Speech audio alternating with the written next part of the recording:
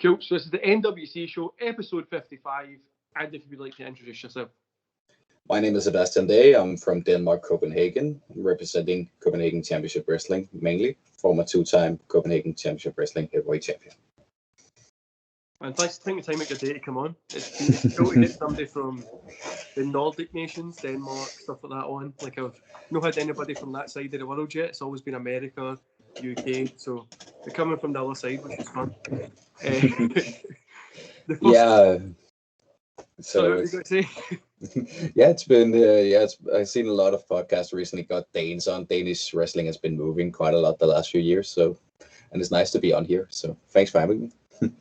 Definitely, man. I've been reaching out to a few of you guys over there, and the schedules just don't work out because I'm always busy when you guys are free, and then like when you guys are free, when I'm free, you guys are always busy. So I don't know. It's obviously just schedules. Hopefully, when COVID's away, I can just come to Denmark, book out like 2 weeks, and just do like a bunch of podcasts with cool Danish wrestlers. It could be fun. So, yeah. Man, the first question we always kick these off with is the same one that you'll get asked a million times. It's what got you into wrestling? What was that kind of moment you were like, these guys in pants is a thing that I like? What was that moment for you?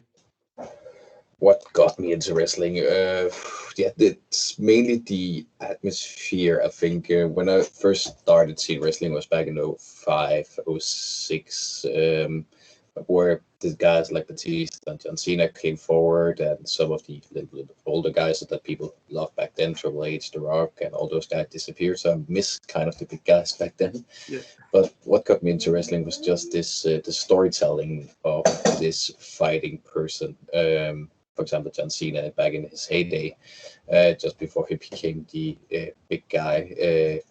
I think the feud with JBL up to WrestleMania 21 was the one that I mainly watched for the first time with John Cena, and Batista also with the one with Triple H. Yeah. And that was two, as you can see today, perfect babyface storylines that elevated two guys to the big level, and that was actually what I was caught on by. So they succeeded. Can you say that they managed to get some people from not just America but also outside to watch these two people and get caught on by wrestling? But it's also the atmosphere of the shows, especially a show like WrestleMania. You can just see the tension in the crowd for whatever is going on, and you just want to feel that tension too. It's like a soccer game, but just sometimes more fun, because in soccer games it can become more intense. Man, I definitely get that feeling as well. It's when I grew up in Glasgow in Scotland, which the two big Scottish football teams is Celtic and Rangers, and you had to pick a team. I just picked wrestling, so I was the wrestling guy because I wanted to stay to that, because it got pretty intense when kind of growing up and stuff like that. People were, it was intense because I grew up in an area that was mostly Celtic. I didn't meet a Rangers fan until I was much older. So it's really bad, and was really bad back when I was younger in Scotland, but it's better now. But yeah, that's the same in Denmark. I'm just also a soccer fan next to it for FC Copenhagen. So I've seen a few games, some Scottish teams in Denmark. So you can feel it when the Scottish people on their away games alone, they're just so passionate. So yeah, just feeling in that the same passion in wrestling. We love football so much, and we're so bad at it. Like, we're not that good at it at all. Like, as you can tell from the Euros that just finished, we're not that good, but we're very passionate about it. At least we try. That's the main point. And you got there. That's the main point. Also, you got to the Euros and actually competed to the verge of actually going on from the group stage. So that's impressive for the first time being there for how many years? So 22. It was my 22. 22 years, most of my life. Exactly. Some people in Scotland have never experienced it, so the feeling of being able to see it and see the team just representing themselves. That's the same thing in wrestling. If we ever get a Danish wrestler, we have seen Scottish wrestlers, and I believe probably you get the same feeling seeing a guy like Drew McIntyre perform at WrestleMania in front of thousands of people. Last year, not so many people, but this year, thousands of people, and being for the WWE title, that must get the same feeling like the same for the soccer game, that you're being proud for the persons, but you get the same feeling of he's gonna get it then. when he did it. Yeah, sad. I said with the same feeling that I'm hoping that that Drew was actually able to win the title this year, but yeah, they took Definitely, the man. moment. Do you know what Scottish people like? We're very patriotic about anybody or anything that comes from Scotland. So we're very patriotic, and when you see Scottish wrestlers at the moment, there's a ton of great Scottish talent. There's a ton of great Northern European wrestling talent coming out, which is good to see because I think a lot of people forget that Scotland, Denmark, Norway, Sweden, all these countries have a wrestling scene that have a lot of talent. People just forget it. Some people tend to be surprised when I recently, through a new job I got, actually met some people that I went to school with for 20 years ago. I've seen it for like 15 years, seen these people. They know I'm doing wrestling, but they don't know. They didn't know wrestling was a thing, but they knew before I talked to them that they knew I was doing wrestling. That was actually pretty funny.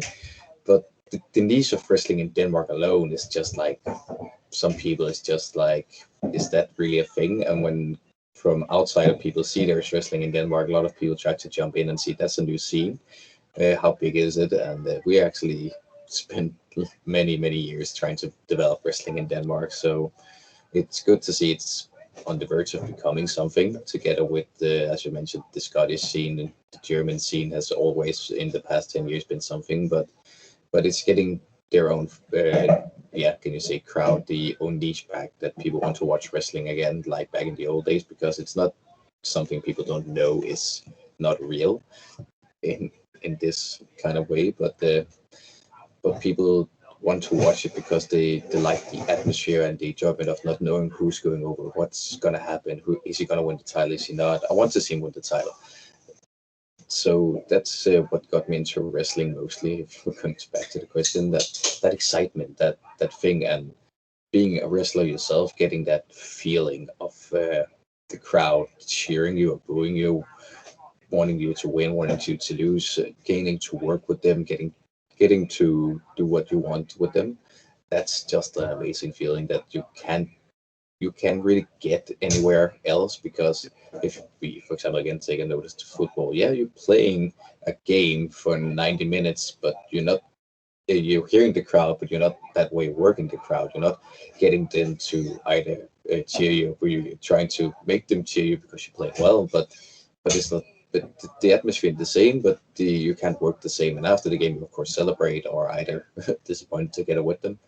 Here, the crowd will always either be happy or disappointed, but whatever it's going to for you going to happen with, if you win or you lose, or if you're a good guy, bad guy, you get the crowd to give you the reaction that you want and get them to go with you and the emotion and the feelings. That's what I like about pro wrestling.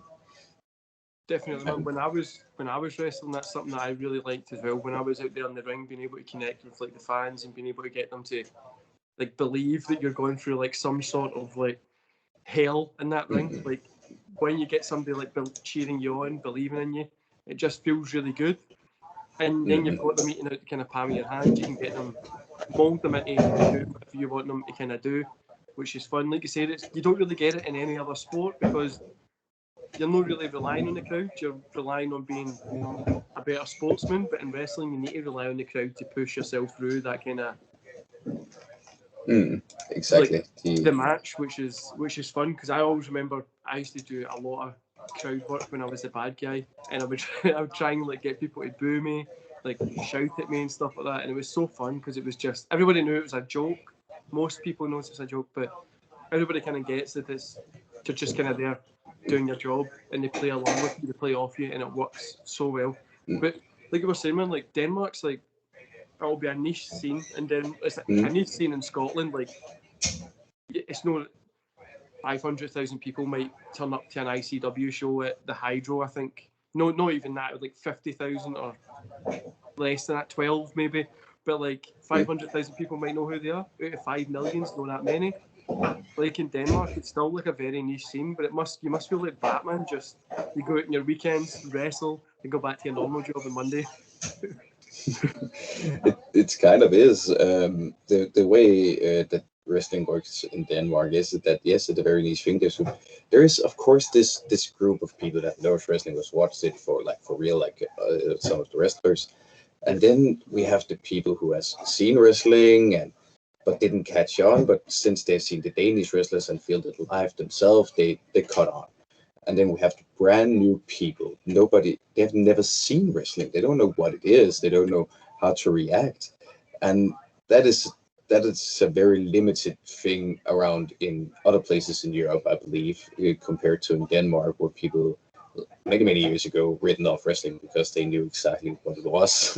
Yeah. So people knocked it off. Back in the 80s, it was apparently quite big in Denmark, but here now it's beginning to rise again a bit.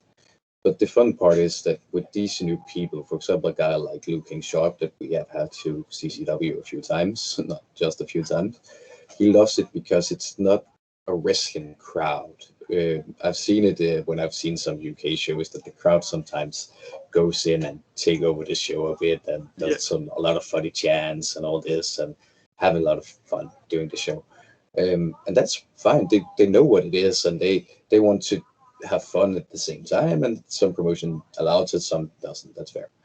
In Denmark, people see it as it is, and they get caught on by the action. They get caught on by the wrestlers and the emotions of the matches and the build of the storylines that we do. So they don't tend to do funny stuff. They don't even do the general wrestling chants that people have, like "This is awesome" or anything like that. The hardcore wrestling fans try to do it, try to get the chants going, but nobody catches on. They do everything on their own, like a soccer game. They figure out the chants on the way. So there is a lot of Danish chants. Then when wrestlers from outside come in, they would, what are they shouting at me? Don't want to know. You don't want to know, because if I translate it for you, you would be pissed as hell. But you would also believe, like, okay, they hate me because I'm a bad guy. And if they love you and they shout something good, people still ask what they're shouting, and then I translate it because it's something good for them. but yeah, they have their own thing, and that's a lot of people want to also get into. I can see, because they can see that this is growing, and it's not just a wrestling crowd. This is new people. This is people that has maybe never seen wrestling or very few times seen wrestling and know what it actually is, and they on the roll. They're just rolling with it. So they want to work this crowd and being able to go with them and see. I can be on the journey of teaching them what pro wrestling is on our way instead of the old way, because we do wrestling a bit harder in CCW, like we hit a bit stiffer, make it as it is. It's pro wrestling. It's still a sport as we see it. We see it as a sport still. So people have to see that it's not just fun and giggles all the time. Of course, we have our fun and all this, but when it needs to be serious, according to storylines and matches, people get serious. And people, they have bruises and marks everywhere afterwards, and they love it. The crowd will love afterwards to go over to the wrestler and be like, holy, and just rolling with that. All this, like, they sacrifice this for your entertainment for 2 hours. The crowd love it, and they would gladly return. Back in the day, of course, this is the same, but it was not the same thing. It was like people came to watch it, and yeah, it was fun, but it wasn't that serious, and so they didn't come back. They could see it what it was back then. So we have, I believe, made a new vision of pro wrestling in Denmark, a bit stiffer style, a bit strong style wrestling sometimes, but also with the tendency to have fun and games and have these good technical matches and hand flying matches, having this mix of different style of pro wrestling. So it's not locked for somebody. So we are open for a lot of people in CCW, I can say, and see every kind of thing, unless it's very wildly something we don't want. But it's a very few things that we don't want. Actually, we're pretty open for all these different style people tend to put on in pro wrestling today, because pro wrestling is more than just two people locking up and hitting each other in the face with punches and big moves. It's a lot more than just that. So, man, it sounds like such a cool scene as well. Like you say, it's not like you've got new people that haven't seen wrestling at all, so you've got like that kind of, like, you can build something from that. Like you say, I feel like in most of everywhere else in Europe, like the southern part of Europe, it kind of feels like everybody's seen wrestling and they've just like chopped it up as in it's just that thing for kids. Like, but then you can build It something from it and put the building blocks to make people realise that no, it's a legitimate sport that you can come and enjoy, watch, have fun, and enjoy the action in it, which is sounds really fun. exactly. And as you say, a lot of people in Denmark don't see it as this kid thing because we don't tend to have kids at our attend. Of course, people bring their kids. We say it's over 18. You have to be aware. It can be violence. There can be blood. There can be these things. People shout. They swear. They do all these things. And if there's been 10-year-old kids watching Luke King Sharp getting hit with a stop sign straight in the face and busted open and bleeding all over the mat. Seeing a guy go through a flaming table and came back the next show. So it's entertainment for everybody, but we have made it so it's not just WWE kids entertainment or this hokey dokey wrestling that it's family friendly all the time. We're taking it this maybe a step back for some people would say because it's not just entertainment, it's also sport. Um, it's people say sports entertainment, but still it's mainly entertainment. Yeah, we would like to bring in the sport a bit more. Thank you. Yeah. So people actually can see that these guys that do this, that comes into the ring, that performing in front of them is not just a average guy that's been training for 6 months. We have some characters where there is maybe they're not the best wrestler in the world hiding in the character, but it's over with the crowd because it's so simple sometimes. And that's what I'm talking about different styles. We have guys who can do 4 or 5 moves. That's pretty much it. But the crowd loves them so much because they have this connection, this connection with the character that they have that we build up with them because it's more like a comedic character that went a bit more serious. He's called in Danish sort of Kurt. In English, it's yeah, direct translation. It's not something I would say, but he's more like he's actually an average man. Who came into this very much like in an old age, 30 through 32, I think, like 5 years ago. Yeah. And he can do moves of body slam, suplex, clothesline, sidewalk slam, and some DDT and network. Some of the basic moves, as some people would say. And that's pretty much it. And then he can sell like a god sometimes. So for people, it's amazing. Sometimes he can sell. He has I have long hair, as people can see. He has longer hair than me, and when that's out and he's down on the floor getting kicked and he pushes up, it's amazing selling that he does for people with that hair. And I think that's also a connection for it.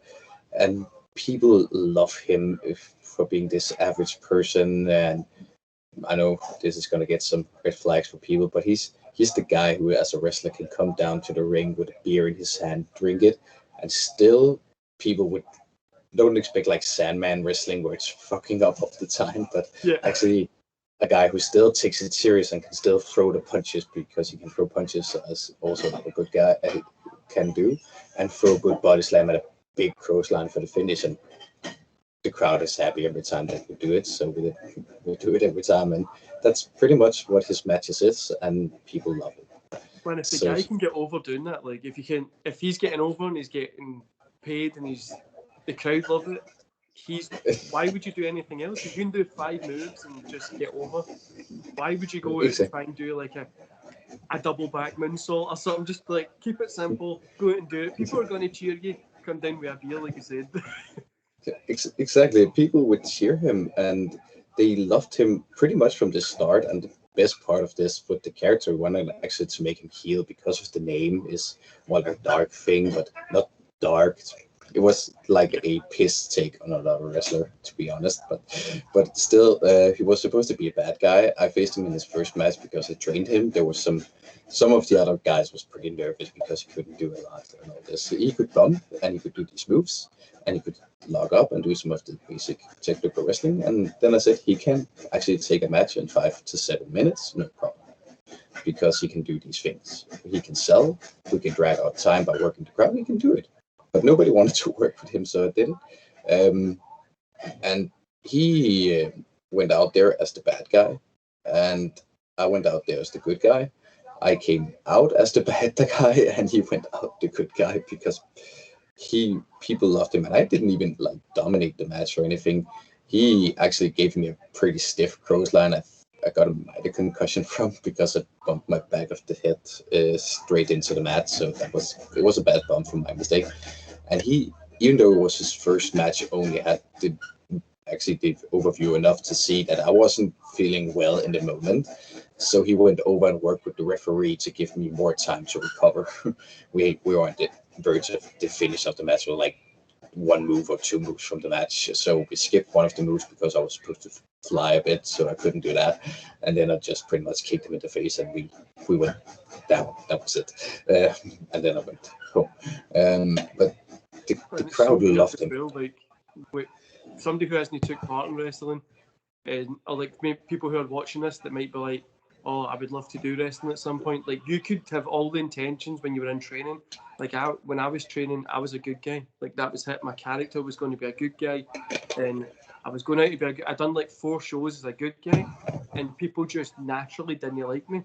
So I was like, well, just going to run with it, be a bad guy. And I think that's like something that can definitely, people getting into wrestling, you might want to be a bad guy or a good guy, but it's how the crowd react to it when you get out there.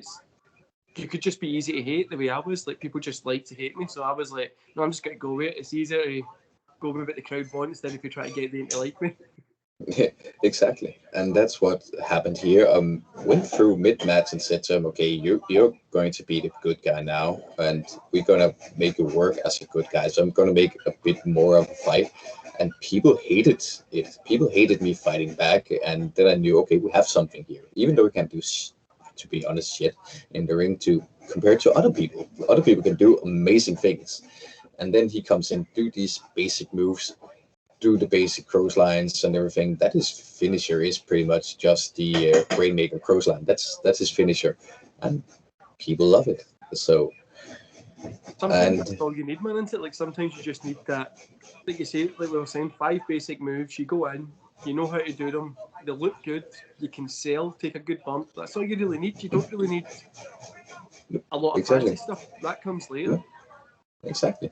And we even put him in, and I know I'm talking a lot about him now, but because I'm a role, I can do it.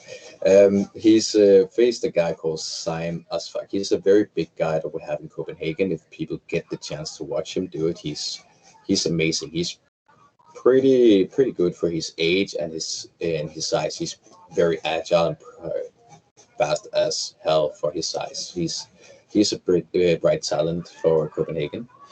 And they had a match a few years ago, and they went in and they just brawled. 2 horses that brawled, did some big moves against each other. And even though we did have doubts that he could do this body slam on him, he did it. And when he did it, the crowd just exploded for that body slam. We of course built it up with a story and all this, so it wasn't just a match and then did it. It was built up in a long time, but we had the match, and when we did this, it was just what you wanted as a promoter, to be honest, and as a booker, that the crowd loved it, and they just blew off that he actually hit this body slam, just like Hogan at WrestleMania 3. And it was just about 300 people inside a very small venue. so you can talk about the roof going off the place. Pretty much, there was a hole upstairs that I think the floor just lifted a bit. But it was just that amazing feeling of both that it worked and also that the crowd actually loved it. So, and that's some of the moments that also, as we talked about before, that caught me onto professional wrestling, that you, as I have done booking for CCW, can go in and have these opportunities to work with the crowd and say, okay, guys, I want this match built up like this, because I believe when you do it like this and finish it off with this, they will explode. Another good example is a feud we have with Simon versus a guy called Pete Phoenix, which we'll come probably to talk about a bit later on in this interview.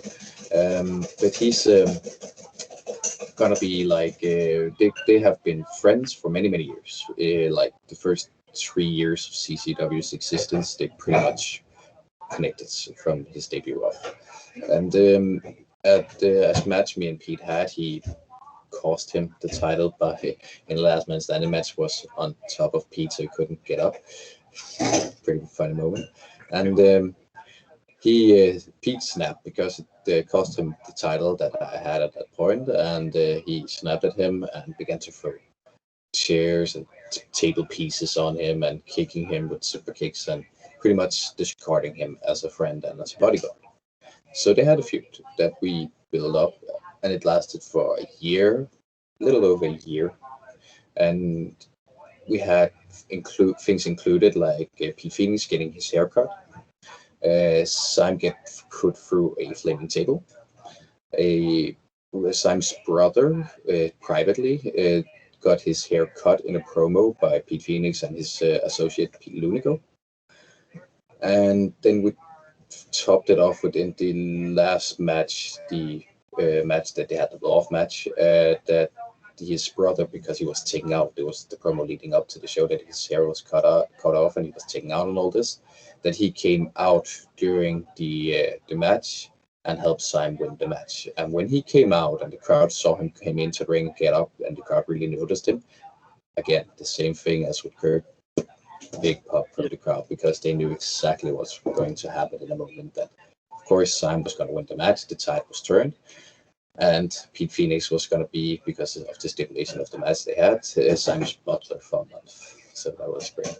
And they did one more thing that got an even bigger pop, and that was the sandwiched Lunico, because both Simon and his brothers, two big guys, both of them.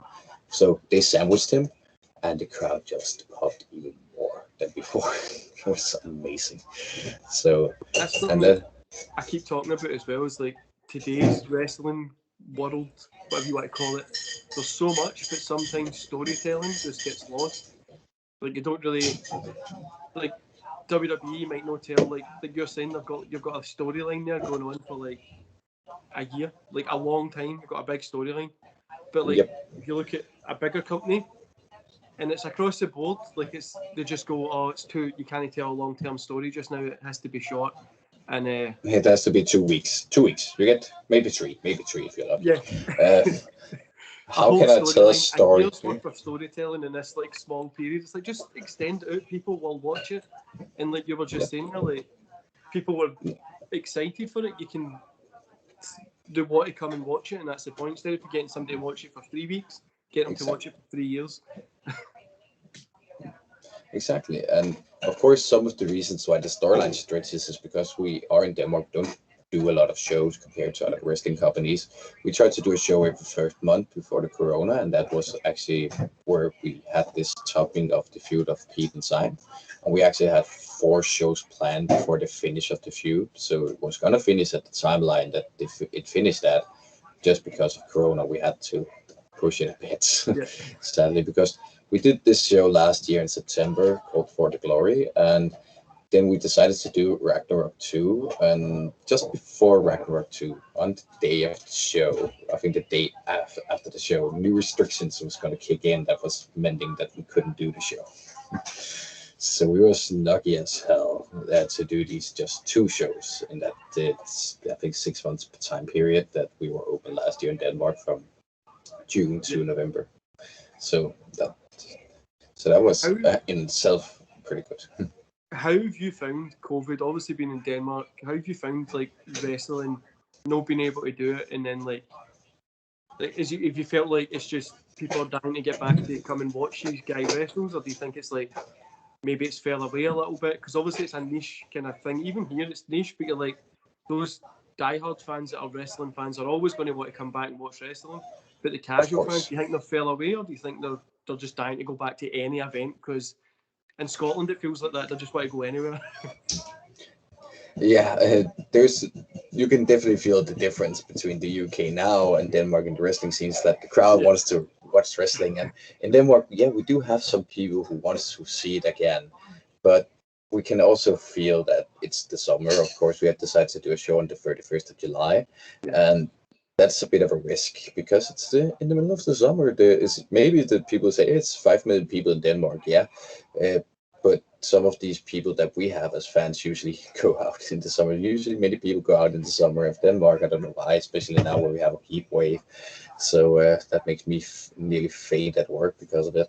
But um, yeah, I don't know. It's a bit different to say because we also have this very versatile tendency in CCW that usually all the tickets get sellouts, but it's also like the day before the show that all the tickets is gone. It's like very last second that people decide to go to these shows, and that's mainly because I believe it's not because people don't want to secure, because people tend to be like, I'm not sure I want to go this time. Is it good? Can I see that the matches they have announced is good or bad? How are they going to do it?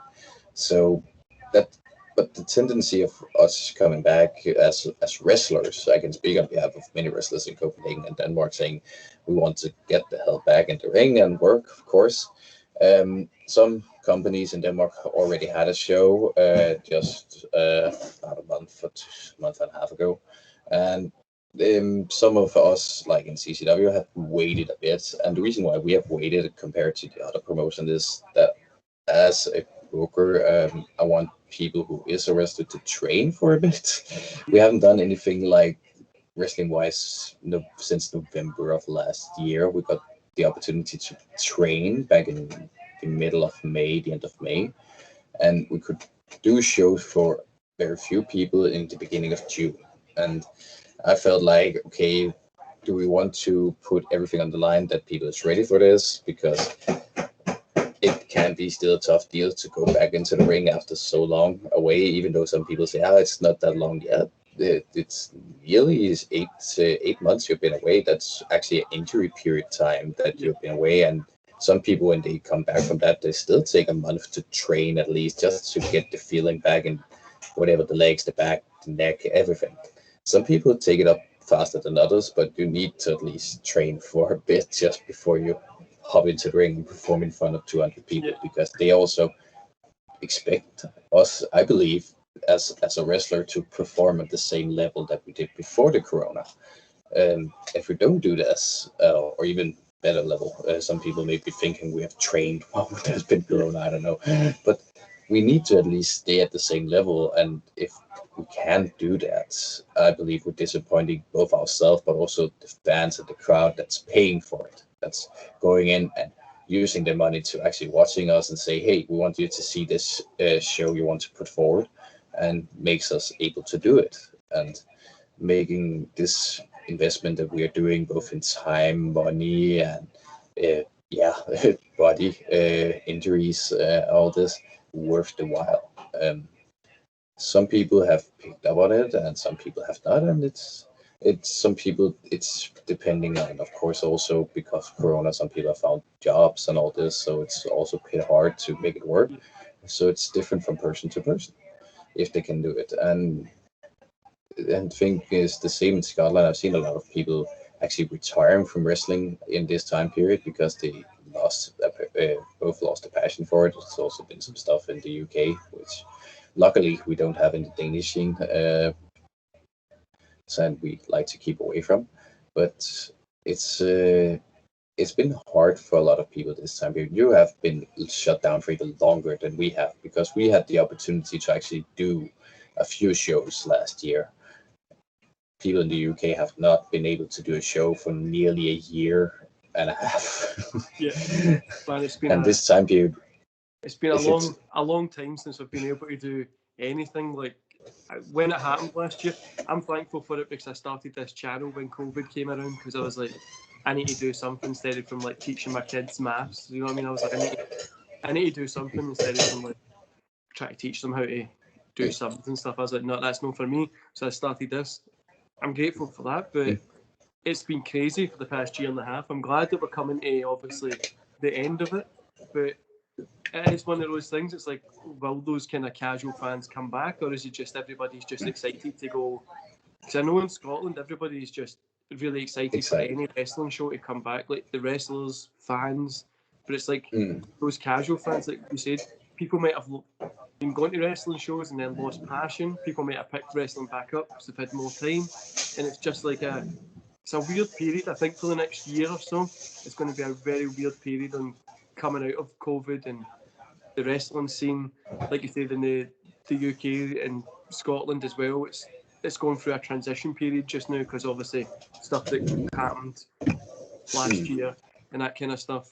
But I mean, it's a weird period, and like you says, a lot of people leave the country. So like Scotland's our kind of Nicola Sturgeon, our First Minister, so the restrictions end like Monday. So a lot of people are going on holiday next week. And then when shows are going to start booting, it's like, well, nobody's going to be here, everybody's going to leave.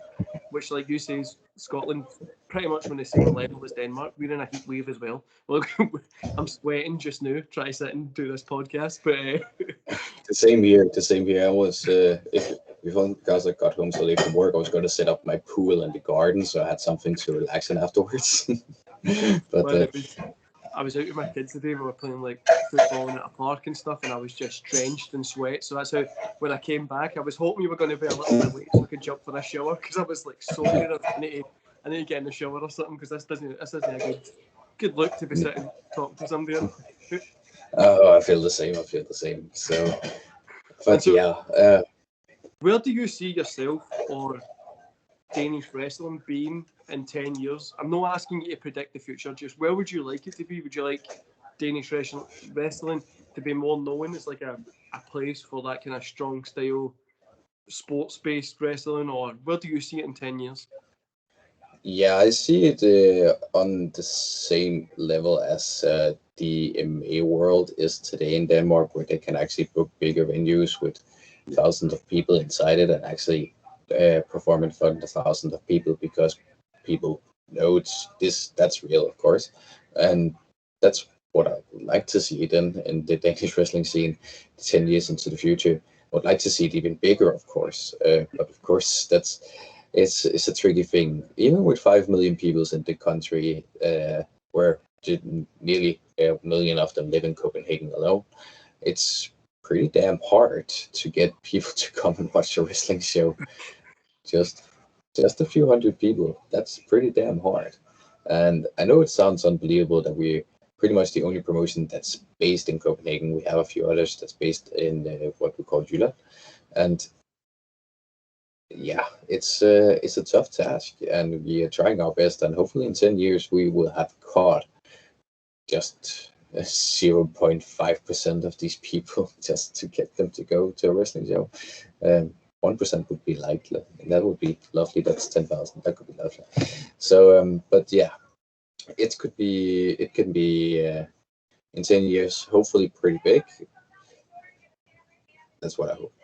Where I see myself in 10 years, I'm just taking up the space of being the promoter also. So I'm hopefully still the promoter at that point, 10 years into the future of Copenhagen Championship Wrestling. But I also like to see myself wrestling outside of Denmark some more. Just not only just the places I've been in so far, but also like to go to Japan, the Asian area, or the US, even Mexico, just to be able to say I've been there and been one of the few Danish wrestlers that's been able to wrestle in some of these countries. So that's where I hope to see myself in 10 years. When Denmark and Scotland have got pretty much the same population, the same climate, same wrestling scene. Quite a lot of similarities between both countries. There are 5 million people, just over 5 million each. But it is like such a small percentage of like the population come to watch wrestling. Like you've got ICW, it's on the WWE network, but you might only get like 500 people at a show. Like it's not like it's a good scene to be in because there's a lot of people. It seems like a lot of people, but really when you look at it compared to all the other sports like MMA and stuff like that, it's not that many people that go to watch wrestling, which I would love to see Scottish wrestling, European wrestling in a whole, get to that point where it was back in like the 60s, 70s, 80s, when it was like big guys just kind of plodding around, but everybody was over. So like back, I thought I would like to see 10 years European wrestling be on the map a little bit more of being a place that you have to go watch, like the way Japanese wrestling, Mexican wrestling, American, obviously. I would like to see European on that kind of level as well. There is some companies that people go watch, but it still isn't Like NXT It's not this. UK, nobody Yeah, gonna it's that. it's not the same as you can say WWE to make the best comparison. If they do a show in the UK, a house show, they would probably bring in what 5,000, maybe 10,000 people for the Raw TV taping, maybe even more for the Raw TV tapings. Actually, 16, maybe 20, and small promotions that do shows maybe once every month, like Progress and all these, they are hoping to get that many people. They're just hoping that at one point they can actually get 20,000 people, 5,000 people to come regularly to all their shows. They can do 5-show tour and get 5,000 people every day. But none of us can seem to get the code correctly to do it. And hopefully we will be able to, both in Scotland and Denmark, to get that code correctly so we can pretty much say that we brought wrestling up to the next level, because it's always in the last, as I see it, in the last 10 to 15 years, wrestling has been, especially in the indie scenes, caught in this middle stage of we can have 5, 6, 700 people at some of the larger indie promotions and the regular shows, and they can do specials where they can do maybe 5,000 if they're very lucky, if they really promote it hard. And that's very special where they book in big names. Again, they book in big names from either New Japan or old WWE names or something like that. But they're caught in that middle of, but the next show we're going to do is still going to be maximum for them, maybe 500 people, 600 people. We don't grow with the 5,000 that we have. They're not all coming back the next show. So we have a huge line. It's only the same people coming back. These 5,000 is because they saw the promotion material. They see that we have booked this guy, and RVD and Rey Mysterio is coming. Yeah, they're going to draw people because they are RVD and they are Rey Mysterio, for example. And of course, they also cost a hole to book, probably, because it is RVD and it is Rey Mysterio that you book.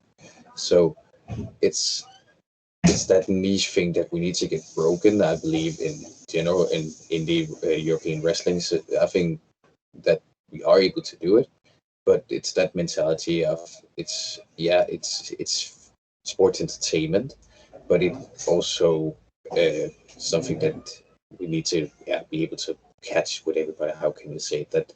That you can crack the code to catch more than just these 500-600 people every single time. And that's a hard code to crack. Some few promotions have been able to do it in the US, but that's a very different thing in the Euros.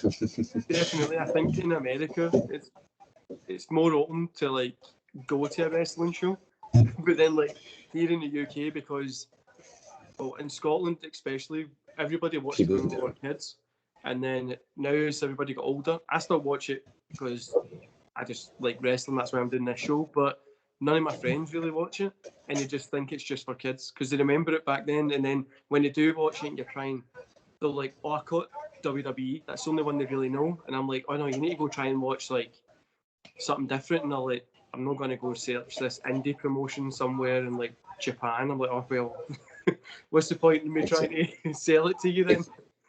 Exactly, and that's actually where I can come with good advice to people if they want people to see wrestling. If you're a wrestler or working with a promotion as a volunteer or something, and you want people to come and see wrestling, but you have a hard time, show them some clips of the promotion itself. Show some good clips of what they can do if you want people to come to their show. Because if you show people clip of WWE, you're not doing any favors to the promotion, because you're not showing what the promotion's wrestlers, who they are, what they can do, so what people can expect. No, you're showing WWE material, so people will be like, yeah, I know what that is. Or you're showing New Japan, is like, yeah, is that what we're gonna watch? No, it's a different thing. It's very small. But if you show them what there is, that's what we're doing in Copenhagen. We're showing them clips of what we have done, of all the crazy stuff we've done in the last 5 years. And there's a lot. Let's just say that in a very, very direct way. And people, because of seeing these clips and people seeing, okay, this is actually more than just WWE, there's more than just that. We want to watch it. We want to see it.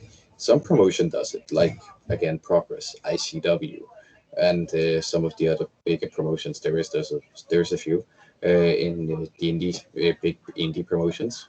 and they use their own materials. They show what they have made of material, what they had of course, wrestlers previously. Of course, I would also show if I've had wrestlers who since then become WWE superstars. Of course, I would show footage of that, saying, "Hey, look, I've had these people come into to the door.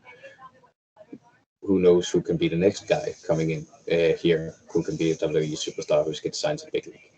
So, and that's just a good advice to people. Show what you want people to see, not The what good people the good thing is expect. here in Scotland, if I'm going to go to like an ICW show, where I'm trying to get people to watch wrestling, I just check out the WWE network because it's got ICW on there. It's like weekly shows, and people can see it because it's there.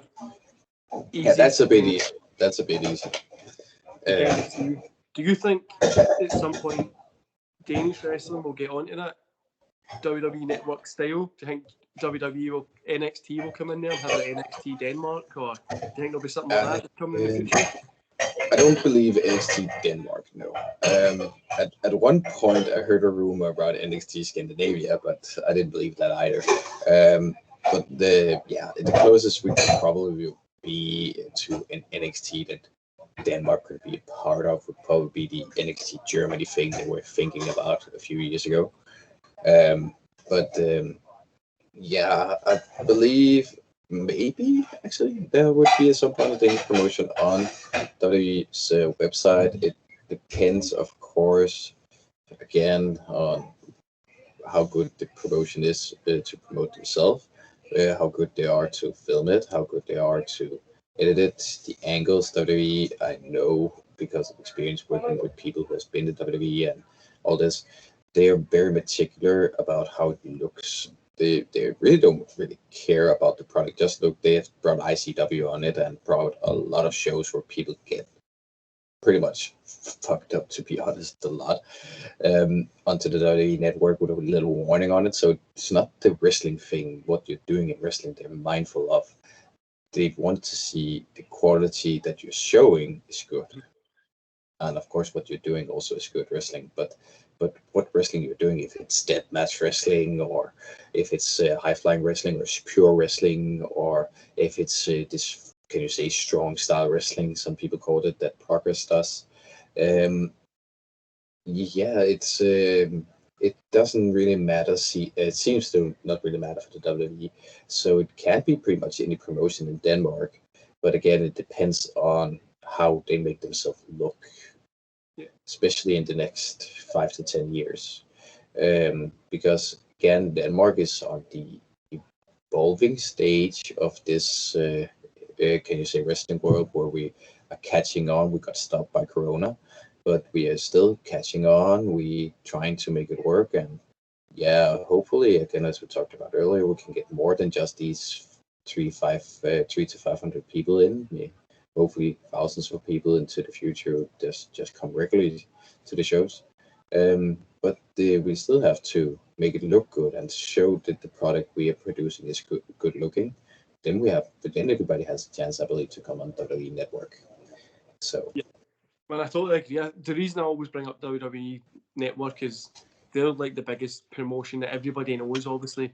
So that's where the money pretty much goes in wrestling. Even much as people like us might not be a big fan of it, that is where the money is. That's where everybody kind of exactly. wants to be at some point, because you go there, you're set for life pretty much, because they're going to pay you a ton. Yeah, exactly. And if you're going to stay there, as a lot of people actually does, a lot of people tend to be, as you've seen in the last just year's time with all the sad releases, because nobody likes to see people lose their jobs. But the releases of some of these people, yeah, some of them have been there for a short time of 4 to 5 years, and some of them have been there for 10 to 12, maybe 15 years. So, and some people is like, why do we release them? They've been there for so long. They're still at the same level. It's not because you people don't love them. They're just not corrected with the correct people, There's to be just no. honest. Some of the To, people that they released as well, you're like, I didn't even know they were still working there. Like, they just, and they didn't like 10, 20, couple of hundred people might love them, but if they're not going to connect with the audience, or like you said, they're kind of in that same level for 10, 15 years, then what's the point in them kind of being there? Yeah. And again, as you say, yeah, you connect with 200 people. Great. We have a crowd of 16,000 people in the venue tonight. So what about the rest? Okay, you cannot connect with them. And that's what I believe some people are missing when they complain about how WWE book. Because they say, oh, it's rust. Oh, it's this, is that. Oh, they don't give them a chance. Actually, if you look at it, sometimes they give more than just chance to people to get over. And yeah, we see the internet wrestling community because they're so like loud speaking when they're saying their mind, saying, "Oh, we love this guy, we love this person, we love this female. We want to see them get the chance." It got the chance like 5 years ago, and yeah, you asked for it then, and we gave them the chance back then, but they didn't connect with the rest of the guys besides you, because we do have some people who's not that of hardcore wrestling fan, but still buy our merchandise, who still buys all the stuff that we need to sell.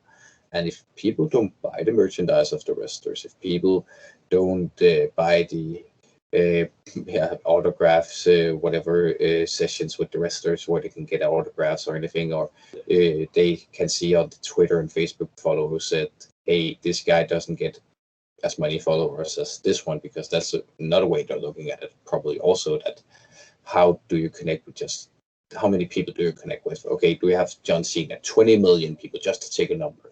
And then we take, for example, Zack Ryder. He's had 5 million people, for example. Okay, that's 15 millions more that can see what he's pushing. It's not to be evil against any wrestlers. It's just an example to take a number and two guys, because that's been two guys that's been talked a lot about. And Zack, he was there for, I don't know how many years.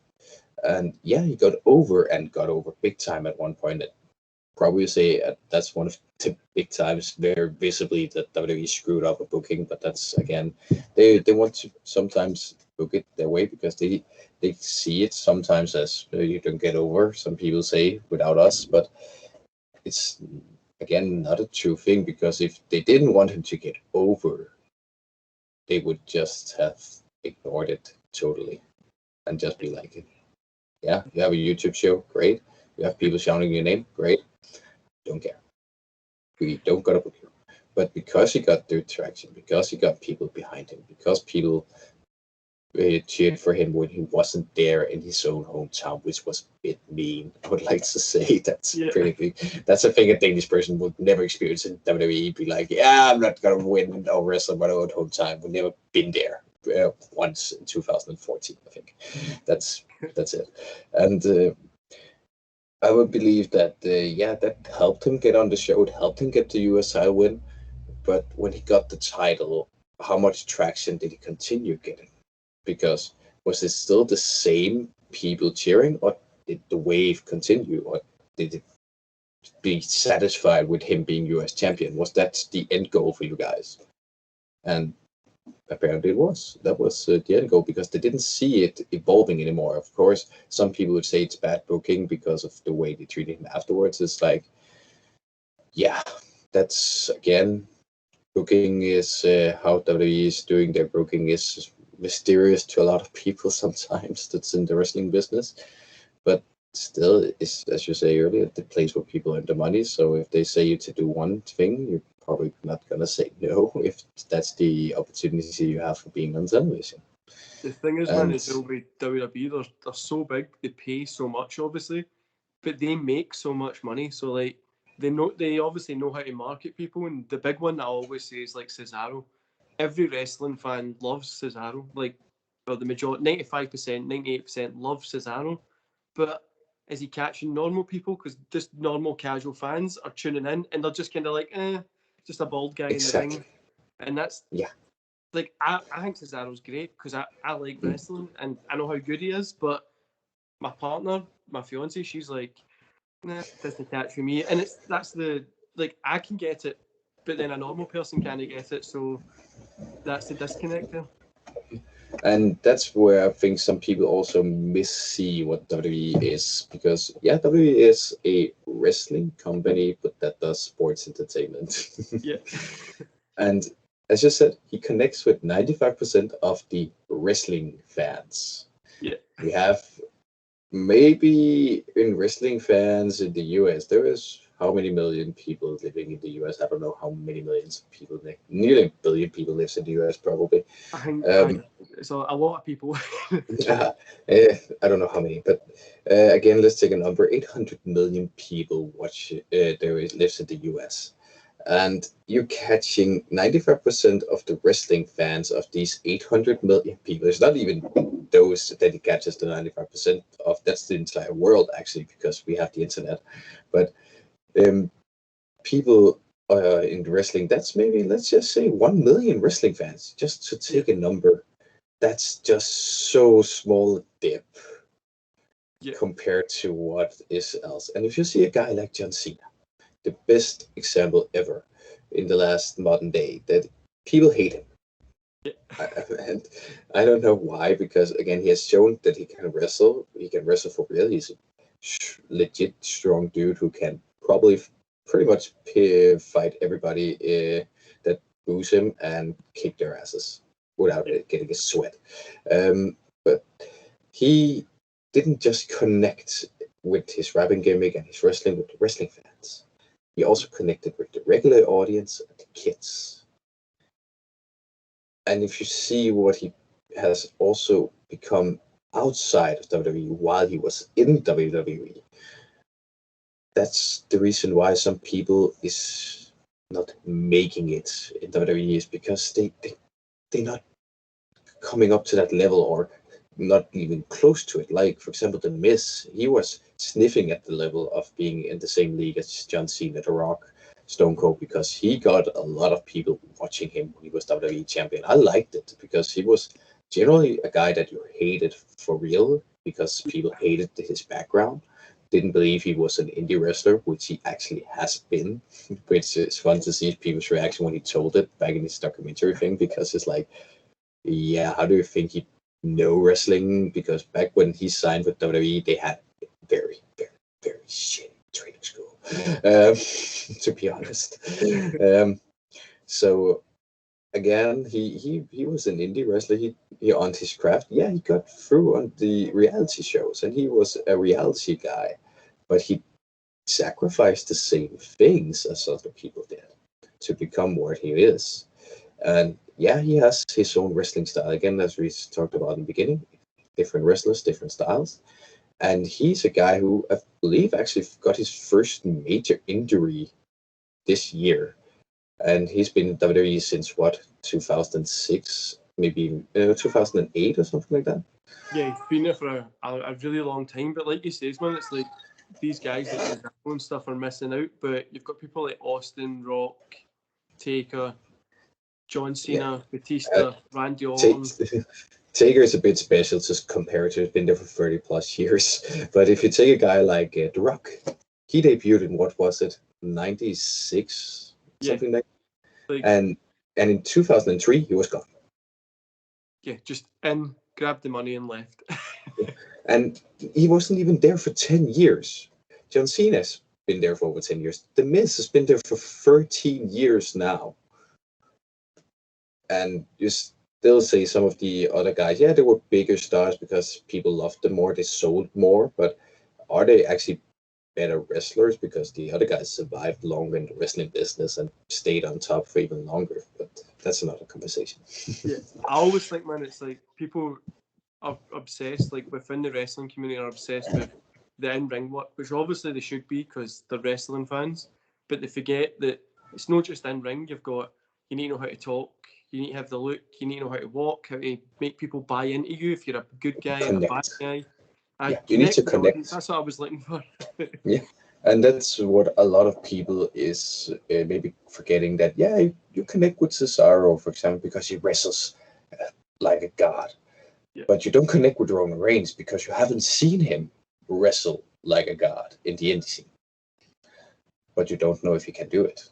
He's just a big brute that he booked I would believe they fucked him a bit because they should have continued having him as a badass who didn't talk that much and didn't make funny promos. Just hell to the pedal and just make him look like Batista back in '06.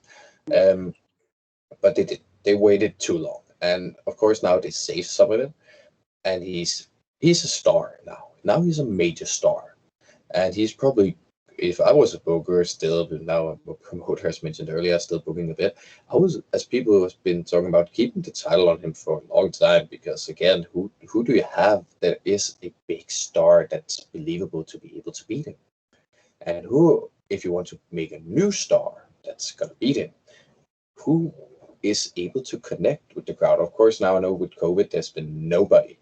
There have been screens. That's it. So now they're able to test the waters, which is a different thing about booking that I think some fans has forgot about COVID.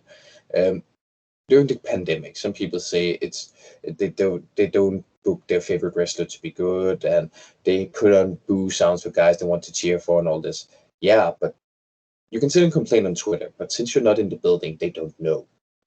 So if they book a storyline and you see it maybe not, they book it for a month and then it's maybe devolve after that.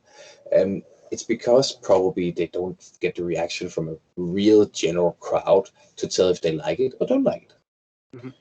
And we're able to do that now. And with Roman being on the edge that he is with the big heel head of the table gimmick, and people on the social media, at least, they're loving to hate him. And WrestleMania gave a pretty good indication that people still love spooing him, and this time it makes sense, at least. But that he is going to be built up to stay as a major heel, and he's going to beat pretty much every buyout contender they have now. But they is going to probably look to be building up a guy like, for example, Big E, for example, to be a major babyface for next year's WrestleMania, to face Roman. I would see that storyline. I would see that match at WrestleMania, Big E versus Roman. Roman, who hasn't been defeated for the entire 2021 since he actually won the title back in 2020. And if he has the title to next year's WrestleMania, it's nearly 2 years stretchful that he had the title with not losing it. We're losing a match. And then if you build Big E on the sidelines and make him a buyout, not just a contender, because he has connection with just wrestling fans, but also the normal people. Yeah. You can make a big star out of him in that match because nobody's beaten Roman. So the guy who beats him, either a already established star, like for example Cena, which I wouldn't do again because why? Versus a new guy who already been in WWE for again. It's like what 6-7 years he's been on the main roster on the something like that, and just got his second singles title win with the Intercontinental title. I think that was his second singles title. Yeah. So they have the opportunity to make him, for example, a big star. I would, for example, focus on him because I don't see anybody else right now having the same connection to the normal fans / wrestling fans as, for example, a guy like Big E does or Kofi. Xavier Woods is a big bet, but he wouldn't have the size that WWE would put him in that line of spec, sadly. He can do a lot of great stuff and is a great wrestler. I've seen his indie work, but I don't feel like WWE would push him that far. But I can see Big E being the guy that they can push to actually take the title of, for example, Roman. And if they do it correctly, they can have Big E become a major star that they have been missing since Cena pretty much left. Because they tried with Drew, sadly COVID hit, so we don't really know how the reaction would have been. I would bet my ass on it would have been amazing. No issue there, ladies and gentlemen that listens. But who's going to beat Roman now? And if they go with Drew, they go with Drew. But if they choose Big E, which I hope this time they do, he can hopefully become a giant star and hopefully work the level up to like The Rock, Stone Cold, Cena, Hulk Hogan, because he has the skills to be in the level and in that league, I believe. And he has the crowd connection and the ability to work with the crowd. And with the way that he actually can stay a babyface forever and nobody would mind it, ever.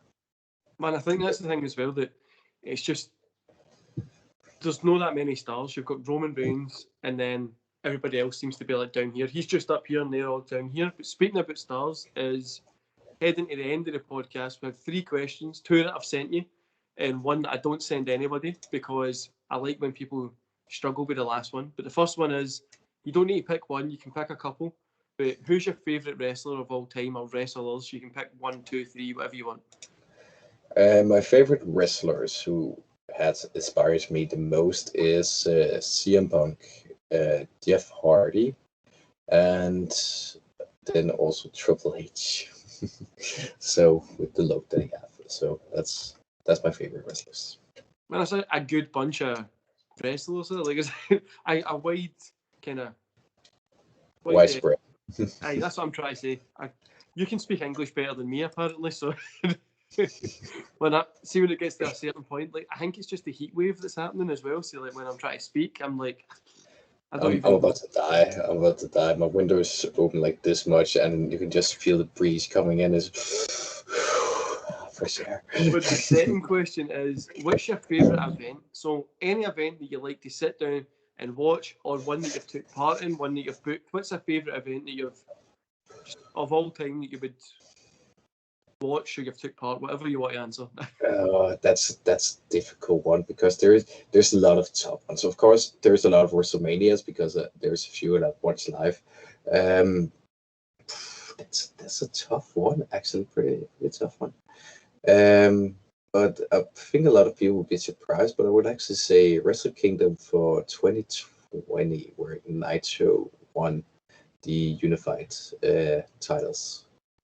I am a big Tetsuya Naito fan. The show in general was a great show, I believe, because I believe it was also the year that Juice and Thunder Liger retired. So in general, that in itself was just a memorial show in itself, of course. And but the matches, the story, the build up of the 2 days, because it was the first time with 2 days shows. So it's the entire event I'm talking here. I watched it in one stretch. So people who think I'm insane, yes, I am insane. I watched 8 hours of wrestling in one stretch with New Japan. I'm that crazy. But yeah, I believe that's was my favorite event, especially also because Naito actually finally won the title in the Tokyo Dome on January 4th, which was something I was so disappointed he didn't do the year before in this encounter that he had with the Okada back then. So that's my favorite wrestling event. My mind isn't as unique as that. It's when I was younger, I had a VHS and it was King of the Ring 99. That was my... it brings back those happy memories from when I was a kid. I putting it in, sitting down and watching it, and that's what wrestling is. Like we were talking about connecting, and then it still connects to me to this day. But the final question, man, the one that everybody moans at me for, calls me names, whatever. So what I'll do is I'll tell you the question, I'll tell you my answer, and then you can let me know yours. So if you can replace or add yourself to, if you can replace someone or add yourself to any match in history, what would it be? Mine would be, I would replace Owen Hart against Bret Hart, SummerSlam 94, Blue Steel Cage, only if I was as good as Owen Hart in the ring, because I would mess it up if I wasn't. What would your match be? Would you add yourself to something, or would you replace somebody? What would yeah, I would definitely like, if I could do any moment, any match in history, I would like to. In history. Yeah, I would replace Shawn Michaels in the match against Bret Hart in the Iron Man match at WrestleMania. That's a good one. And only again, if I had the same skills as Shawn Michaels, not the same style, but I do believe I have some certain technical wrestling skills. I could wrestle for an hour, no problem. I've done it before. But still, I would like to be at the same level skills-wise, but not the same style. I would like to keep my own wrestling style and then work Bret Hart for an hour at WrestleMania. I think that would be an insane match. I've been on a binge of some of your stuff recently, and I'm really enjoying it. And it's got me into this whole other Danish YouTube binge the new, which is weird. But obviously, I've got your links in the description below for your Twitter, your Facebook, and stuff like that. But do you have a match on YouTube or something like that you would tell somebody to go watch yourself first? Something you'd like, go check this. I have two matches. One of them you can find on my own YouTube, which is Sebastian Day PW. It's with Carlos Samoa. There was supposed to be semi-final match for the CCW title tournament that was turned into a championship match because the first match went to a draw. our match finish is a surprise. You can watch it for yourself. My second match is a match I had with Angelico, AEW's Angelico. It's on the CCW, Copenhagen Championship Wrestling official YouTube, with commentary of our lovely Luke Sharp and our announcer Aaron Heffenway. So that's the two matches I would definitely recommend people to watch. Man, and people can go to my Twitter because I'll get them shared out before this goes up. Thanks for being on, man. What I'll do is I'll end the podcast here and I'll tell you all the aftercare information after it.